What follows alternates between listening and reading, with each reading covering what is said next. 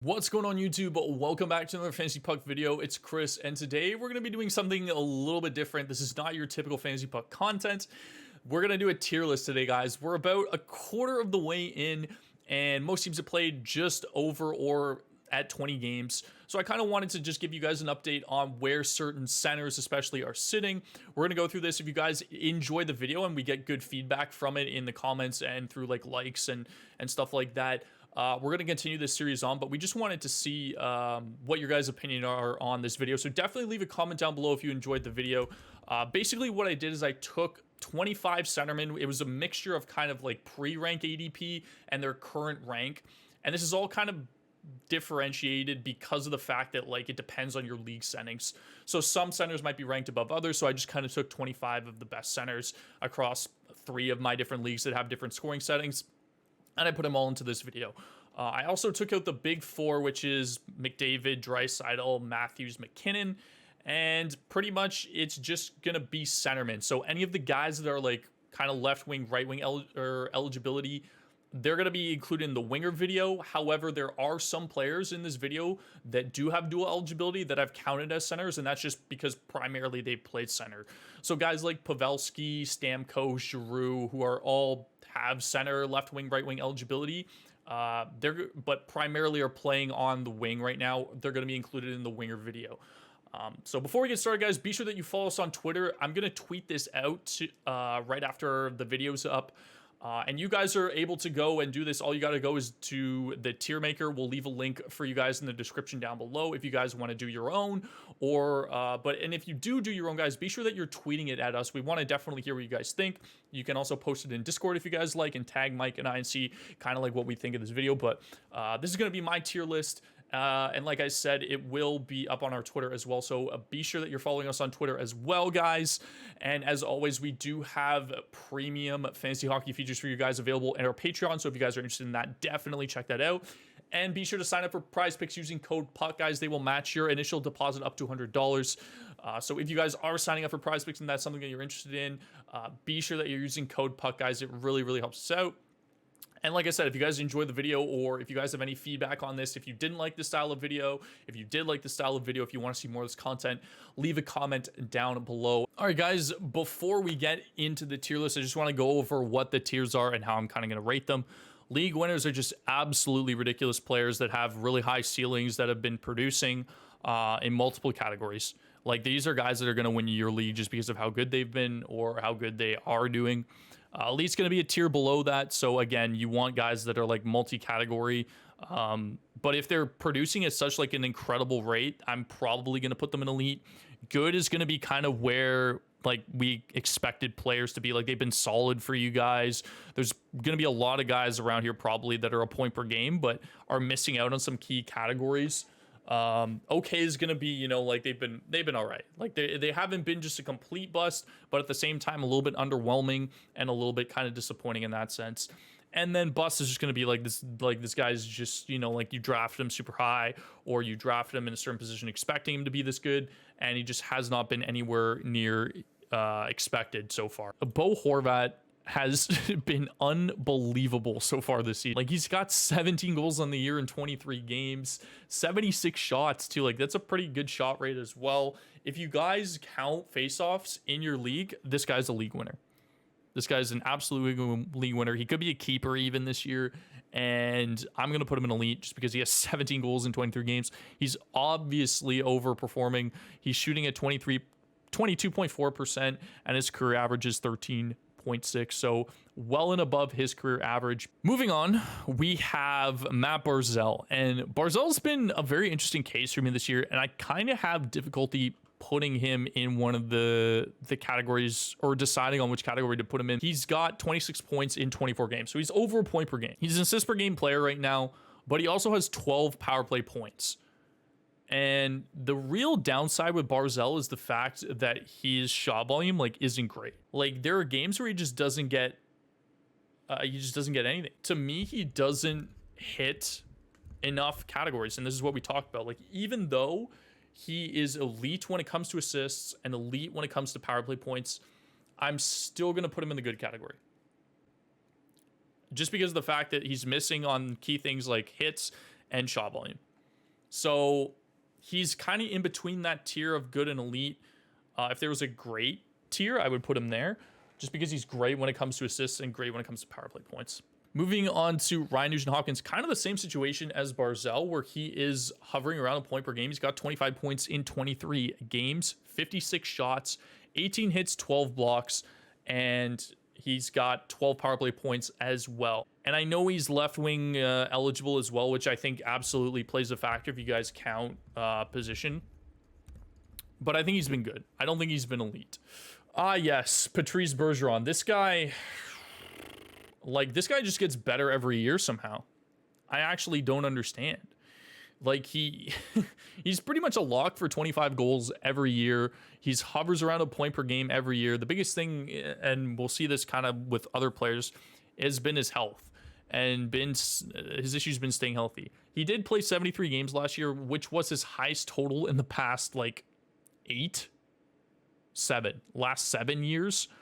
So, like, if you guys count faceoffs, he's elite. He does have 72 shots, which is much, much more than Nuge and Barzal. He also has 19 hits, 16 blocks. And I think my argument for keeping Nuge and Barzal out of the good category was the fact that, you know, their shot volume wasn't as high. I think he's elite. I'm going to put him in the elite category just because, like, you know, very similar power play points. Really, the only difference is the fact that he has really, really good shot volume. And Bergeron, you know, is just like, he's very possibly going to be a point per game player this year. And he could just be a lock for 30 goals. It really depends on if he stays healthy. That almost makes me want to put him in good. But I think I'm going to have him in elite. Guys, I will be kind of revising this at the end too. So not everything's going to be set in stone. I may make some changes at the end. So just, like, bear with me a little bit right now. Up next, we have Brock Nielsen. And he's having a really good year this year. He had 37 goals last year too, which really snuck under the radar. He's been very, very good. 73 shots as well too. He does have 7 power play points, 19 hits, 17 blocks. So I'm going to put him in good for right now, guys. He doesn't really bring anything special to the table. He is a good goal scorer, I will say.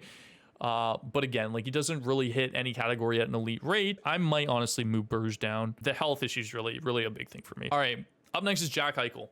And I think this is our first league winner. We knew his ceiling could be really high, and I want to put him at league winner for a couple reasons.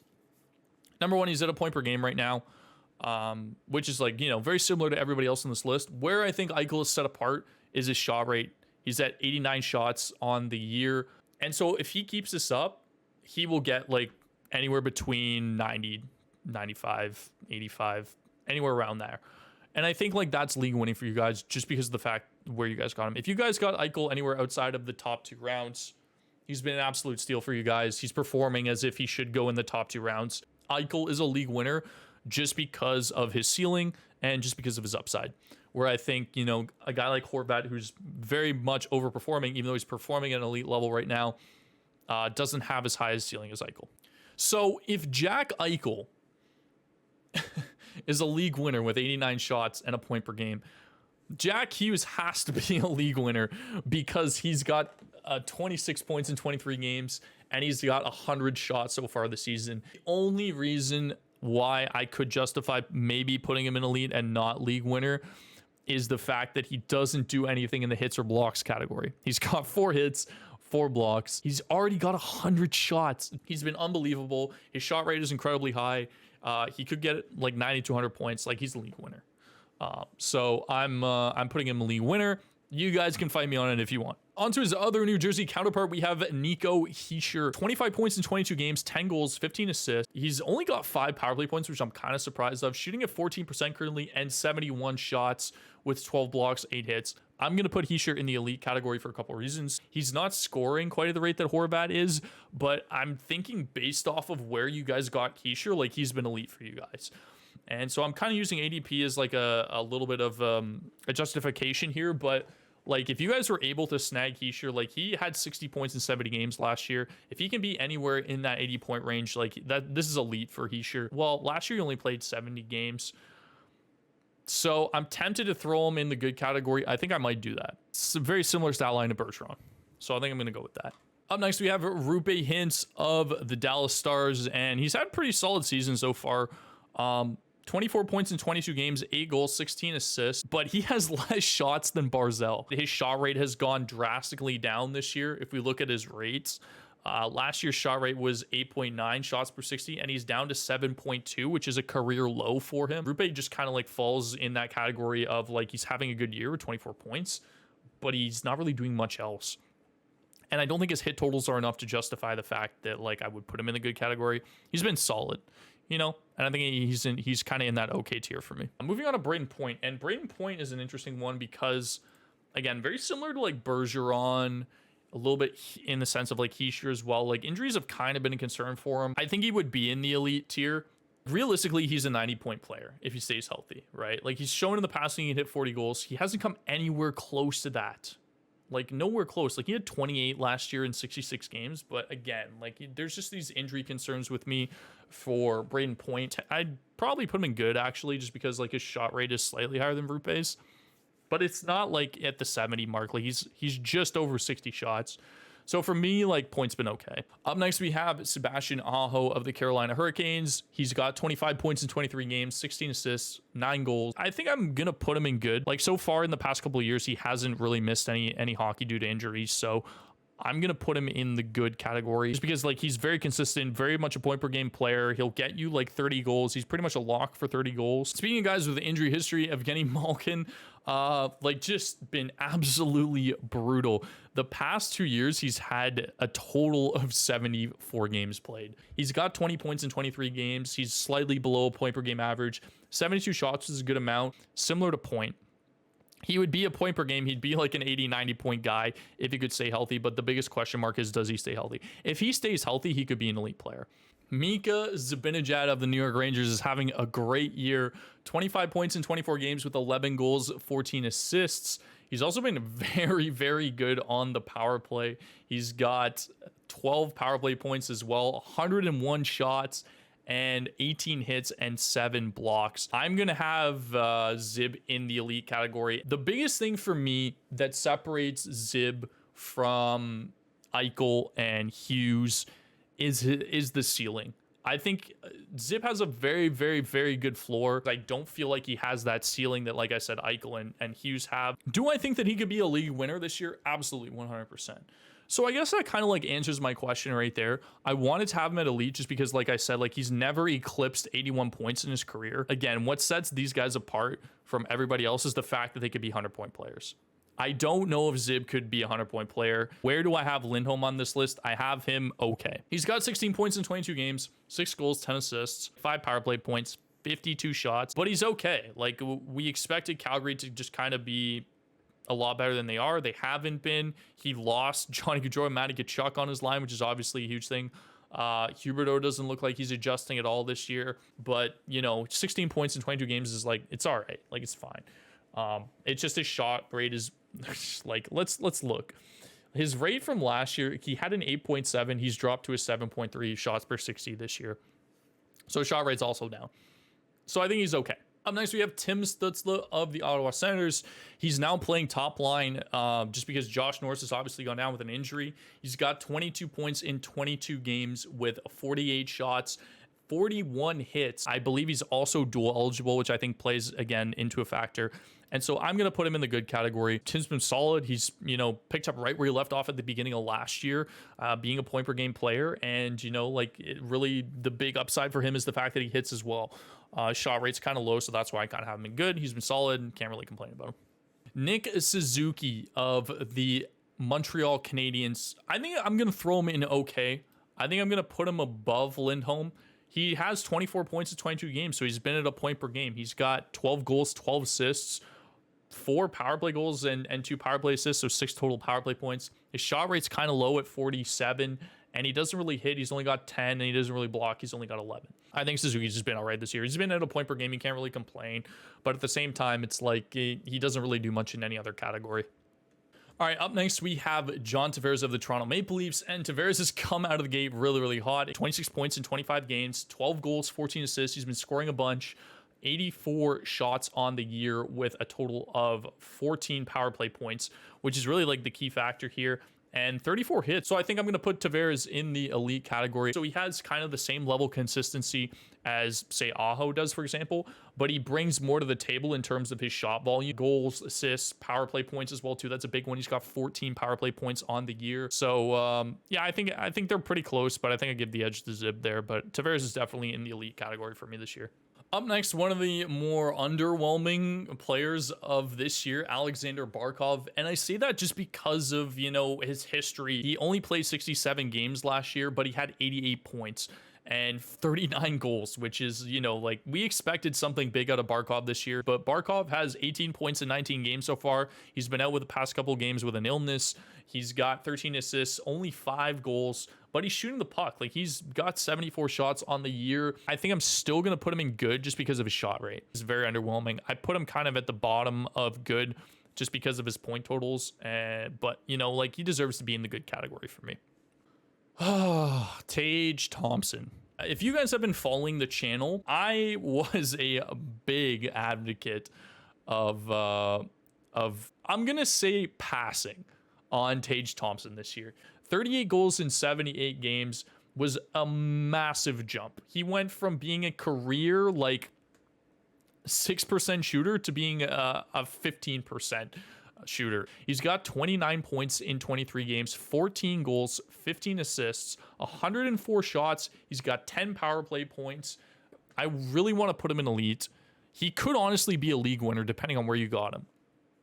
Tage has proved me wrong. I will fully admit to that. He's definitely proved me wrong, and I definitely think he's elite, but he could honestly be a league winner based off where you got him. I think his ADP was like in the hundreds. I think it was like 109 if I remember correctly at the beginning of the year. So if you got him anywhere near that, then he's a league winner. And that's the reason why I have him in elite.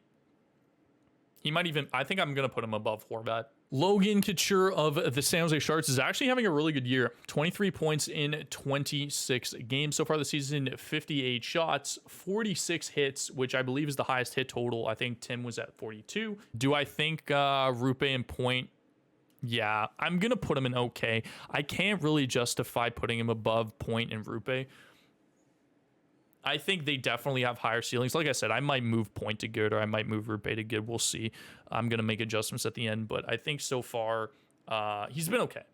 Really, the only thing that he does better than these guys is hit. I don't expect him to continue to be at a point per game. That's really the big thing for me. Vincent Trocheck of the New York Rangers is somebody that we were really high on. And given his ADP, like, he's been very, very good for you guys this year. But if you look at his production so far, 15 points in 24 games, nowhere close to a point per game. 84 shots, 65 hits, which is by far the highest on this list. He's very well-rounded. I expect his totals to come up. I think he's just kind of struggled the past couple games, but he's still shooting the puck. He's still shooting the puck, so definitely on the lower end of the spectrum here. But I think, you know, like, given the fact that he hits, he definitely still has value, and his shot volume is pretty decent as well, too, with 84 shots. Elias Pettersson of the Vancouver Canucks. He's got 27 points in 23 games, 11 goals, 16 assists. 8 of which are on the power play, and he's got 26 blocks, which is pretty high actually, and 19 hits. So I'm gonna put him at the lower end of the good category, just because he's got 27 points already this season. He's been good, so I'm gonna have him in the good category. Dylan Larkin of the Detroit Red Wings, very similar to Petty. He's got 25 points in 22 games, 76 shots, 8 power play points, 14 hits, 13 blocks. So definitely doesn't really do much in terms of the blocks in his category. So I'm gonna have him in good just behind Petty. I think, you know, very similar, very comparable, same amount of shot volume, just lower amount of points than Pettersson. So I'm just gonna have him in the good category right below Petty. Next up is Sam Bennett of the Florida Panthers. And Bennett's an interesting case. It's very similar to Trocheck, where he's very, very good because he hits every category. I might be rating Trocheck a little bit lower just because he doesn't quite have the production that some of these guys have, but he's definitely a lot more well-rounded. I'm just going to put him here for right now. We're going to get done. We have Sid, and then we're going to kind of revise everything right now, and I'm going to kind of go over where my thought process is with a lot of these guys.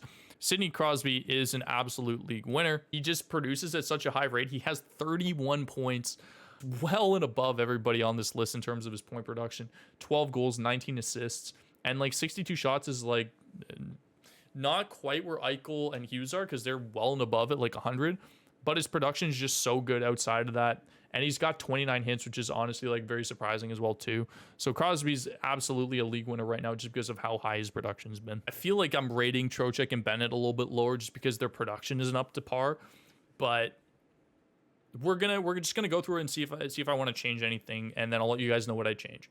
All right, guys, so a lot of changes that I've made. You know, going through like my initial thoughts is kind of difficult to compare everybody side by side when I'm just going through them like one by one.